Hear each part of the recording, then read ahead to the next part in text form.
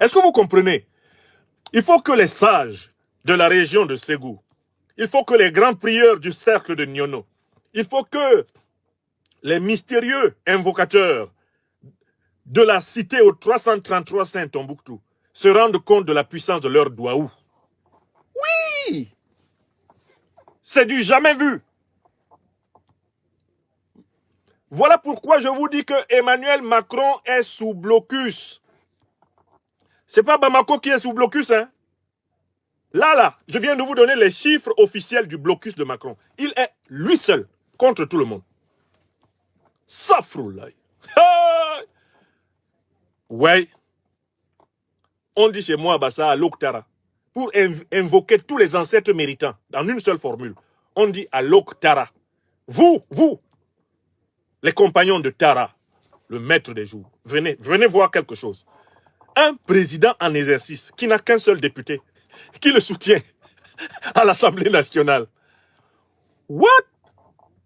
Non. Écoutez, écrivez bien les chiffres. 488 députés refusent de soutenir Macron. 488. Il y a un singleton, un minus, un olibrius, un individu qui incarne même le lapsus politique. Lui, c'est bien qu'il ait voté pour Macron, parce que le fait qu'il ait voté prouve que Macron est seul. Parce que ce député-là, Harold Howard, qui a voté pour Macron, en fait, c'est Macron bis. C'est la poupée macronienne, c'est un sosie macronien, quoi. Il fallait que Macron soit quand même représenté par quelqu'un. Et ce quelqu'un-là, c'est un seul type. Un. Et même le petit doigt de ma main, là, n'est pas assez petit pour représenter celui qui s'est levé au Parlement pour dire « je vote pour Macron ».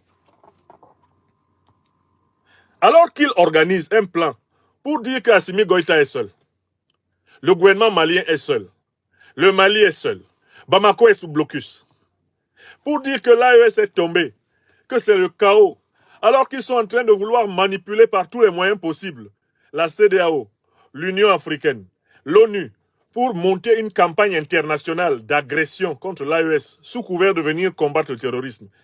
Ça ne marche pas. Voilà que c'est arrivé sur eux à Paris. C'est le président Emmanuel Macron qui est aujourd'hui bloqué.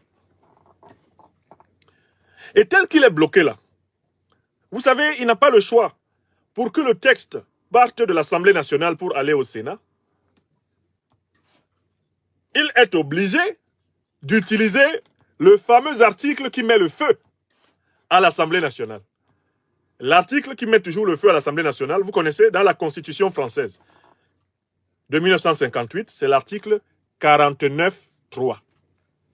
Dès lors que vous utilisez des dispositions exceptionnelles de la Constitution pour faire passer une loi, vous donnez à tous les groupes que vous piétinez l'opportunité de destituer le gouvernement et donc de voter une motion de censure. C'est-à-dire que le gouvernement mort-né, le gouvernement moribond de Le Cornu va finir nu dans les prochaines heures. Et on va se retrouver avec M. Macron tentant de nommer dans la même nuit celui qui a été dénommé. Bref, en fait, la fin d'année 2025 s'annonce chaotique. Tous les plans qu'ils avaient prévus pour l'Afrique de l'Ouest en particulier, notamment pour le Mali, sont en train de s'accomplir contre eux, à la virgule près. Car il y a un autre terrain sur lequel il est isolé du tonnerre. Vous avez vu, Donald Trump a proposé un plan de paix en 28 points entre l'Ukraine et la Russie. Dans ce plan de paix, Donald Trump ne discute qu'avec Vladimir Poutine. Il a mis d'abord de côté Zelensky et il a mis de côté Starmer. Il a mis de côté Merz. Il a mis de côté Macron. Les trois principaux dirigeants européens qui sont à la tête du camp de la guerre contre la Russie. Trump les a écartés.